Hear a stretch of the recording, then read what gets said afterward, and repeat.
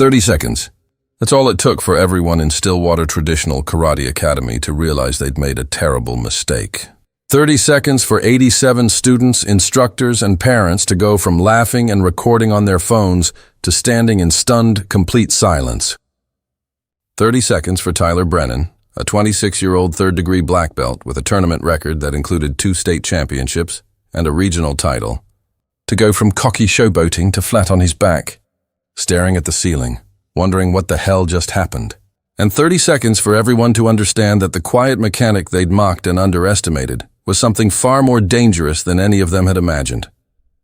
It was 7:42 p.m. on a Wednesday evening in October. The dojo was packed for the advanced adult class, about 40 students ranging from green belts to black belts, plus another 40 or so parents and younger students waiting for the next session. The main training floor was organized in neat rows, students lined up by rank, black belts in the front.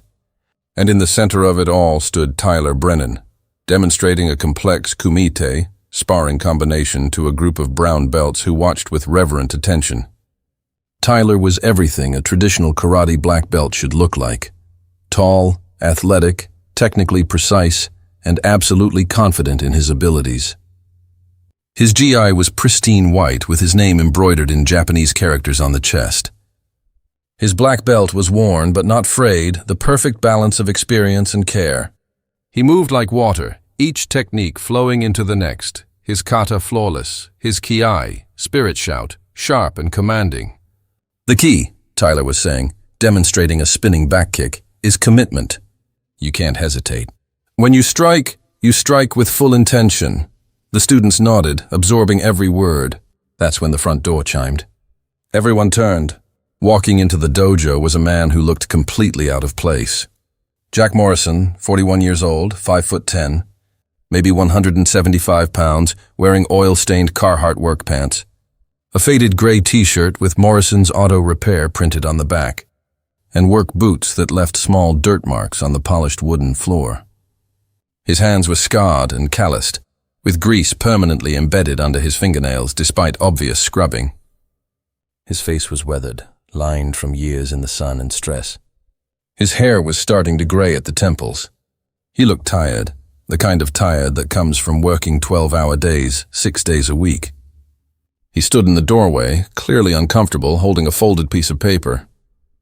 Sensei Takahashi, a 72-year-old 6th-degree black belt who'd been teaching traditional Shotokan karate for over 50 years, walked over. "Can I help you?" Sensei asked politely. Jack held out the paper. "Yeah, sorry to interrupt. My daughter gave me this flyer. Said she wanted to try karate. I wanted to ask about beginner classes and pricing." Sensei took the flyer, smiling warmly. "Of course. We have youth beginner classes on Tuesdays and Thursdays at 5 p.m. How old is your daughter?" "Just turned 8. Perfect age to start. The first class is free and after that it's, hey!" Tyler's voice cut across the dojo, loud and sharp. "Excuse me, sir. You're tracking dirt on the floor." Everyone turned to look. Jack glanced down at his boots, noticing the small marks. His face flushed. "Oh man, I'm sorry. I'll clean it up." "The sign on the door says to remove shoes," Tyler continued, walking over with that particular swagger that comes from being the best student in the room for too long. "Can you not read?" Jack's jaw tightened slightly. "I saw the sign. I was just asking a quick question. I'll take them off." Tyler stood in front of Jack, looking down at him. Tyler had a few inches of height advantage. "This is a traditional dojo. We have rules, respect, discipline, things you clearly don't understand." Sensei Takahashi stepped forward. "Tyler, that's enough. He made an honest mistake. I'm just saying." "Sensei, if we let people disrespect our space." I said that's enough. Tyler held up his hands in mock surrender but couldn't resist adding, "Maybe next time you should clean up before coming into a place where people actually take pride in their appearance." A few students snickered. Jack stood very still, his hands clenching and unclenching at his sides. Sensei Takahashi's face darkened with anger, at Tyler, not Jack. "Tyler, apologize. Now." Tyler sighed dramatically. "Fine. Sorry if I offended you, sir. I'm just trying to maintain our dojo standards." It was the kind of apology that wasn't really an apology. Jack looked at Tyler with eyes that had seen things this kid couldn't imagine. Then he looked at Sensei Takahashi. "Thank you for the information about classes. I appreciate your time." He turned to leave. "Wait," Tyler called out. "Actually, since you're here, maybe you should see what we do. You know, so you can understand what your daughter would be learning." Jack paused. "That's okay. I can watch a class when she starts." No, I insist." Tyler's voice had that false friendliness that barely concealed mockery. "In fact, why don't you step on the mat? I'll show you some basic techniques. Give you a feel for it." Several students shifted uncomfortably. Sensei Takahashi's eyes narrowed. "Tyler, what?" "I'm being welcoming." "Come on, sir. Just a few minutes. Unless you're scared." Tyler grinned at his fellow students, playing to his audience. Jack turned back slowly. Scared of what? Of getting on the mat with someone who actually knows what they're doing. "Don't worry, I'll go easy on you." "Super light. Just showing you some defensive techniques." The challenge was clear. This wasn't about teaching. This was about humiliation, making fun of the dirty mechanic in front of everyone. Jack looked at Tyler for a long moment. Then he said quietly, "Okay." Tyler's grin widened. "Seriously? You want to show me some techniques?" "I'm willing to learn." Tyler clapped his hands together. "Excellent. This'll be fun. Everyone make some space." Students quickly moved to the edges of the mat, forming a large circle. Phones came out. This was going to be good content. Jack walked to the center of the mat in his work boots, his movements calm and unhurried. Tyler bounced on his toes, loose and confident. "All right, so we'll just do some light sparring. You try to grab me or push me and I'll show you some basic counters. Sound good?" Jack nodded once. Tyler turned to the class. "See, this is what karate is about. Teaching people how to defend themselves, how to—" He never finished the sentence. But before we see what happened in those 30 seconds, you need to understand who Jack Morrison really was. Because the story of how a decorated Marine combat instructor ended up fixing transmissions in a small Oregon town is one worth telling. Jack had grown up in rural Oregon, son of a mechanic who ran a small garage on the edge of town. From the time Jack could walk, he'd been in that garage, handing his father tools, learning to change oil, understanding how engines worked. By 15, Jack could rebuild a carburetor. By 17, he could diagnose engine problems by sound alone. But Jack wanted more than small-town life. At 18, he enlisted in the United States Marine Corps. Boot camp at Parris Island was tough, designed to break recruits and rebuild them as Marines. Jack thrived. He was selected for Marine combat training, then School of Infantry, then, based on his performance and aptitude, he was offered something special, Marine Corps Martial Arts Program, MCMAP, Instructor School. MCMAP isn't sport martial arts. It's a combat system designed for war, combining techniques from boxing, wrestling, judo, jiu-jitsu, knife fighting, and weapons retention. It teaches Marines how to kill efficiently with their hands when firearms aren't available. Jack spent 6 months becoming an expert instructor, learning not just how to fight, but how to teach others to fight. He earned his black belt in MCMAP at 22, a significant achievement that put him in an elite category of Marine instructors. For the next 15 years, Jack served as both a combat Marine and a martial arts instructor. He deployed to Iraq twice, Fallujah in 2004 and Ramadi in 2006, both during the height of urban combat. He'd cleared buildings room by room. He'd engaged in hand-to-hand combat when insurgents got too close for rifles. He'd used every technique he'd ever taught in real life or death situations. Between deployments, Jack taught MCMAP to thousands of Marines at Camp Pendleton and Camp Lejeune. He was known as one of the best instructors in the Corps, tough but fair, demanding but patient, skilled but humble. Marines respected him because he'd actually used the techniques he taught. He wasn't teaching theory, he was teaching survival. Everything changed in 2011. Jack's unit was conducting a patrol in Afghanistan's Helmand province when they were ambushed. Heavy firefight, RPGs, small arms, chaos. Jack's team leader was hit, shrapnel through the leg. Jack had dragged him to cover while bullets snapped overhead. Then their corpsman was shot through the shoulder. Jack applied tourniquets, returned fire, coordinated evacuation, all while keeping his team together. They'd held their position for 47 minutes until air support arrived. All of Jack's Marines survived. Jack was awarded the Bronze Star with Valor, but the cost was invisible. In the months after that firefight, Jack started having nightmares. Flashbacks during the day, hypervigilance that made sleep impossible, PTSD, though Jack refused to acknowledge it or seek treatment. He pushed through for 2 more years. But teaching MCMAP became torture. Every time he demonstrated a killing technique, he'd see the faces of the men he'd killed in Iraq. Every time a student asked about real combat, Jack would have flashbacks to Fallujah. In 2013, at 33 years old, Jack retired from the Marine Corps. 15 years of service. Done. He came back to Oregon to help his father, who was getting too old to run the garage alone. For 2 years, Jack and his father worked side by side, rebuilding the business, serving the community. Then his father had a heart attack and died in the garage with a wrench in his hand. Jack inherited the business at 35, Morrison's Auto Repair. For the next 6 years, Jack worked 70-hour weeks, keeping the garage afloat, raising his daughter Emma alone after his wife left him, citing his emotional distance and inability to connect. He was a good father, but a struggling one. Worked too much, worried too much, carried too much weight. Emma was 8 now, smart, curious kind. She'd asked about karate because her friend took classes and did a demonstration at school. Jack had been hesitant. He'd left that world behind, but Emma rarely asked for anything. So he'd said yes. And that's how he ended up in Stillwater Traditional Karate Academy on a Wednesday night, being mocked by a punk kid who had no idea who he was talking to. Tyler Brennan stood in the center of the mat, bouncing on his toes, talking to his students about defensive techniques. Jack Morrison stood still, hands at his sides, breathing slowly. Tyler turned back to Jack. Okay, so just come at me. Try to grab my GI or push me or whatever. I'll show everyone how to counter. Jack didn't move. Come on, don't be shy. Jack took 1 step forward, and then everything happened very fast. Tyler threw a quick jab, not hard, just to test Jack's reaction. Jack's hand moved in a blur. He parried Tyler's jab with a textbook MCMAP hand deflection, simultaneously stepping inside Tyler's guard.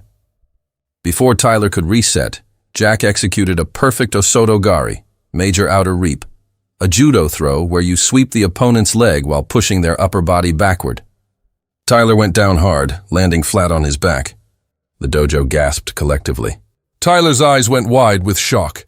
Tyler tried to scramble up, his training kicking in. But Jack was already moving. As Tyler got to his hands and knees, Jack applied a basic MCMAP control technique, knee on belly with wrist control. Not full pressure, this wasn't about hurting Tyler, but the position was undeniable. Complete control. Tyler tried to shrimp out, a jiu-jitsu escape technique. Jack countered instantly, transitioning to side control. Tyler attempted to bench press Jack off, a common mistake by people who rely on strength over technique. Jack used Tyler's momentum against him, rolling through to mount position. Full mount, Jack's knees pinning Tyler's arms. Jack's weight distributed perfectly. Tyler bucked and bridged, trying desperately to escape. Jack stayed perfectly balanced, riding every movement. Tyler, now panicking and exhausted, made one final desperate attempt, trying to sit up and wrap his arms around Jack. Jack immediately took the back. Both hooks in, chest tight against Tyler's back. One arm threaded across Tyler's throat. The position every grappler fears, back control. Jack could have applied a rear naked choke. Could have finished it right there. Instead, he whispered in Tyler's ear, quiet enough that only Tyler heard. This is what real training feels like. Remember it. Jack released Tyler's neck, removed his hooks, and stood up smoothly. Tyler stayed on his hands and knees, gasping, his pristine white GI now wrinkled and dirty. Jack stood there in his work boots and oil-stained clothes, not even breathing hard. The entire dojo was silent. 87 people. Not a sound. Just the fluorescent lights humming overhead and Tyler's heavy breathing. And then Tyler looked up at Jack and said the words that would change everything. Who the fuck are you? Before Jack could answer, a voice from the back of the dojo called out, That's Gunnery Sergeant Jack Morrison! Everyone turned. Walking through the crowd was a man in his late 50s wearing a Marines veteran hat, Stephen Caldwell, a retired master sergeant who trained at the dojo twice a week. Stephen walked straight to Jack, stood at attention, and saluted. Gunnery Sergeant Morrison. It's an honor, sir. Jack, clearly uncomfortable, returned the salute. At ease, Marine. I'm retired. Once a Marine, always a Marine, sir. Stephen turned to the stunned crowd. For those who don't know, Gunny Morrison was one of the best MC map instructors in the Corps. Black belt. Combat veteran. He trained thousands of Marines, including me when I went through ITB in '08. The crowd's murmur grew louder. Tyler, still on the mat, looked like he'd seen a ghost. You're a Marine instructor? Jack looked down at him.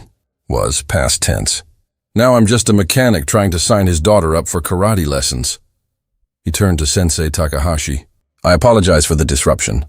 I'll come back another time. Wait! Sensei Takahashi stepped forward, his elderly face showing an expression Jack hadn't expected. Deep respect. Mr. Morrison, I had no idea. Tyler's behavior was disrespectful and inappropriate. Please, accept my apologies on behalf of this dojo. He bowed deeply, a formal Japanese bow of genuine respect. Jack, caught off guard, bowed back. No apology necessary, Sensei. Would you... Sensei hesitated. Would you consider teaching here? A class on practical self-defense, real-world applications. My students could benefit greatly from someone with your experience. Jack shook his head. I appreciate the offer, but I left that world behind. I'm just here for my daughter.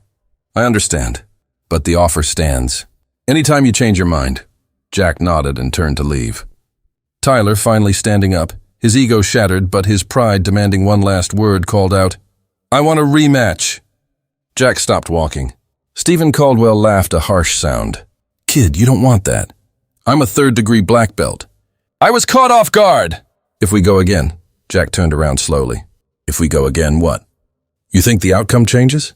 You think your belt rank matters against someone who's used these techniques in actual combat? He walked back to Tyler, and his voice dropped, not threatening, but firm. I've fought men who were trying to kill me. Men with knives. Men with guns. Men who didn't care about points or rules or honor. And I'm still here. You want to know why? Tyler said nothing. Because I was trained by the best combat instructors in the world. Because I practiced these techniques 10,000 times until they were muscle memory. Because when it mattered, I didn't hesitate. Jack paused. You're skilled, talented, well-trained in sport karate. But sport and combat are different worlds. What you do is an art. Beautiful, disciplined, respectful. What I did was survival. He stepped back. Your belt means you've mastered a system. Congratulations. That's a real achievement. But don't confuse tournament success with combat effectiveness. One is about points. The other is about going home alive. Tyler's face was red, shame, anger, embarrassment, all mixed together. Jack turned and walked toward the door. As he reached it, Sensei Takahashi called out, Mr. Morrison, your daughter's first class is free. Anytime she's ready. Jack nodded his thanks and left. Behind him, the dojo erupted in conversation, and Tyler Brennan sat on the mat, finally understanding the difference between being good and being elite. By 9:00 p.m. that night, the video had been uploaded to 6 different platforms. Someone in the dojo had recorded the entire 30 seconds. Black belt gets destroyed by mechanic in 30 seconds. Marine combat instructor teaches arrogant karate black belt a lesson.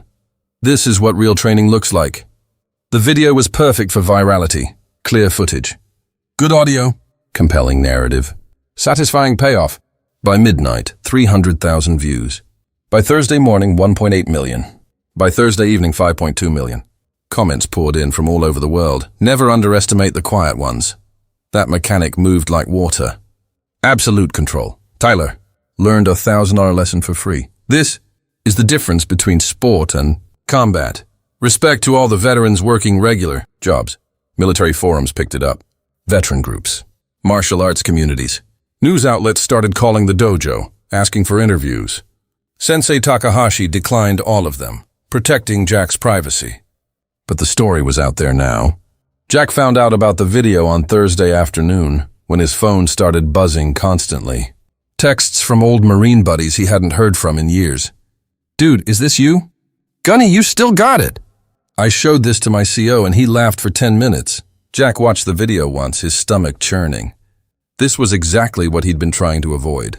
Attention, recognition, being pulled back into that world. He put his phone on silent and went back to work, replacing the clutch on a 2008 Honda Civic and trying to pretend everything was normal. But Thursday evening, when he went to pick up Emma from his sister's house, Emma ran to him with her iPad. Daddy, Daddy! Is this you? She showed him the video, which now had 7.3 million views. Jack's heart sank. Yeah, sweetie, that's me. You're famous. Everyone at school saw it. They said you're like a superhero. I'm not a superhero, Emma. I just had some training a long time ago. Emma looked up at him with her mother's eyes. Were you really a soldier? Jack knelt down to her level. I was a Marine. There's a difference. What's a Marine? Jack smiled sadly. It's a job where you protect people. You learn to be strong so others can be safe. Like a superhero. Sure, kiddo. Like a superhero. Emma hugged him tight. I'm proud of you, Daddy. Jack felt tears prick his eyes, the first tears he'd allowed himself in years. Thanks, baby. I'm proud of you, too. Friday evening, Jack drove Emma to Stillwater Traditional Karate Academy for her first class. He'd called ahead to make sure Tyler wouldn't be there. Sensei Takahashi had assured him Tyler was teaching a different class that night. When Jack walked in, the dojo went quiet. Every single student turned to look, but instead of mockery, he saw respect. Sensei Takahashi walked over immediately. Mr. Morrison, Emma, welcome. Emma hid slightly behind Jack's leg, suddenly shy. Sensei smiled warmly at her. Emma, would you like to try on a GI and see what karate is like? Emma looked up at Jack. Can I, Daddy? Of course, sweetheart. As Emma was taken to get fitted for a beginner's uniform, Sensei Takahashi gestured for Jack to sit. I want to apologize again for Tyler's behavior. It was unacceptable. Jack shook his head. He's young, confident, he'll learn. He already has. Sensei paused. The video has actually been good for our dojo. We've had 37 new inquiries this week. People want to train somewhere that values real skill, not just performance. That's good. Mr. Morrison, I meant what I said about teaching. We would be honored to have you. 1 class a week. You choose the curriculum. We pay you fairly. Jack was quiet for a long moment, watching through the window as Emma clumsily tried to tie her new white belt, giggling as a teenage assistant instructor helped her. I haven't taught in 8 years, Jack said quietly. Skills like yours don't fade. It's not the skills I'm worried about. Jack trailed off. I left the Marines because teaching fighting started giving me panic attacks, flashbacks. Every time I demonstrated a killing technique, I'd see the faces of the men I'd killed. I couldn't do it anymore. Sensei nodded slowly. What if you taught defense instead of offense? Protection instead of destruction? The goal isn't to create fighters. It's to give people confidence and tools to stay safe. Jack considered this. What would you want me to teach? Practical self-defense. Real-world scenarios. The difference between sport and survival. The things my tournament-focused students don't learn. Jack watched Emma bow to her instructor, her form terrible but her smile genuine. 1 class a week, Jack said. Thursdays at 8 p.m., adults only. And I reserve the right to stop if it becomes too much. Sensei Takahashi bowed. Thank you, Mr. Morrison. This means a great deal. The first class had 42 students. Word had spread. People wanted to learn from the mechanic who destroyed a black belt in 30 seconds. Jack stood in front of them in simple gym clothes, no GI, no belt, no rank markers. I'm not here to teach you how to win tournaments, Jack began. I'm here to teach you how to protect yourself and others in real situations where there are no rules and no referees. He paused. Everything I teach comes from 2 sources, military combat training and actual use in combat. These aren't theoretical techniques. They're proven methods that work when your life depends on it. He spent the next hour teaching them things they'd never learned in traditional karate. How to fight when you're exhausted and terrified. How to create distance and escape dangerous situations. How to defend against weapons. How to protect others while minimizing risk to yourself. And most importantly, how to avoid fights altogether. The best fight is the one that never happens, Jack said. Your ego is not worth your life. Walk away when you can. Run if you must. Fight only as a last resort. At the end of class, students thanked him with genuine respect. As Jack was packing up, Tyler Brennan walked onto the mat. Jack tensed. Tyler bowed formally. Sensei Morrison, may I speak with you? Jack noticed Tyler had called him Sensei, a title of respect. Sure, Tyler took a breath. I want to apologize. Really apologize. Not just for how I treated you, but for who I've been. The video has been humbling. Reading the comments, seeing people call me arrogant and disrespectful. They're right, he paused. I built my identity around being the best in this dojo.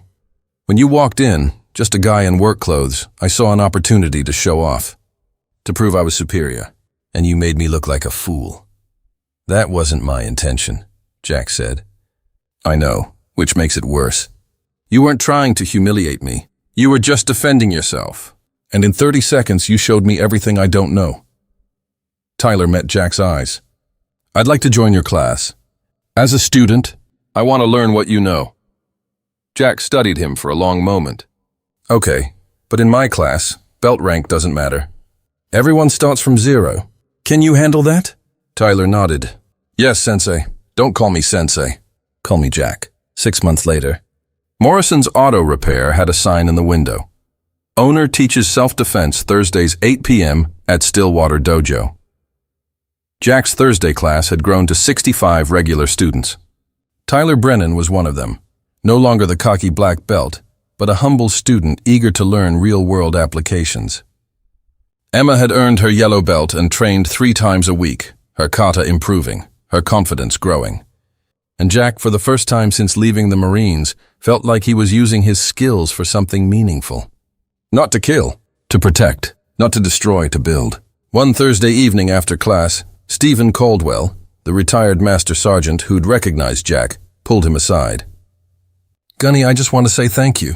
For what? For coming back. For teaching.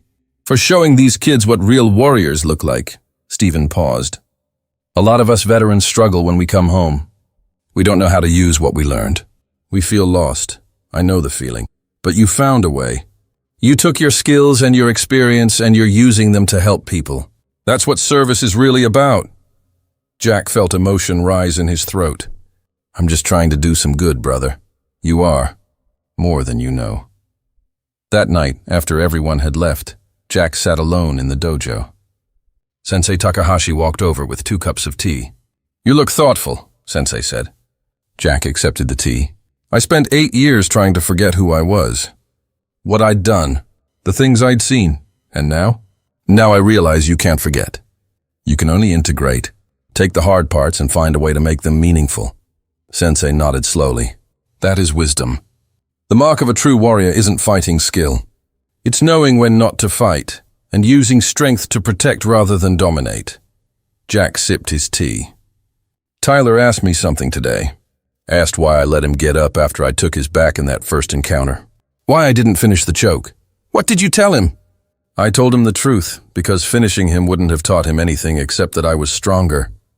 Letting him up, letting him experience being controlled without being destroyed, that taught him humility. That taught him the difference between defeating someone and educating them. Sensei smiled. You are a teacher, Jack Morrison. Not because of your skills, but because of your heart. 30 seconds. That's all it took to change everything. 30 seconds for a mechanic to become a teacher again. 30 seconds for an arrogant black belt to become a humble student. 30 seconds for a dojo to learn that real strength doesn't announce itself. Jack Morrison spent 15 years as a Marine, fought in wars, trained thousands of warriors, earned medals for valor. Then he spent 8 years running from that past, trying to be normal, trying to forget. But in 30 seconds on a Wednesday night, he remembered who he was. Not a killer, not a warrior, a protector. And protection, he learned, takes many forms. Sometimes it's fighting to defend.